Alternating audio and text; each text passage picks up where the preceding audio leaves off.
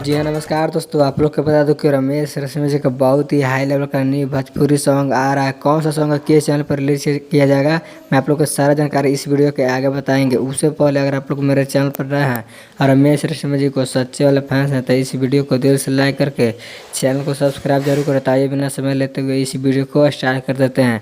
सबसे पहले मैं आप लोग को बता दूँ कि जो रमेश रेशमिया जी का न्यू सॉन्ग आने वाला है उसका अभी पोस्टर रिलीज नहीं किया गया, लेकिन आप सबके बीच बहुत जल्द पोस्टर रिलीज कर दिया जाएगा और उसके बाद सॉन्ग को भी रिलीज कर दिया जाएगा। रमेश रेशमिया जी बहुत सारा सॉन्ग का शूटिंग कंप्लीट कर चुके हैं, आप सबके बीच बहुत जल्द आने वाला है।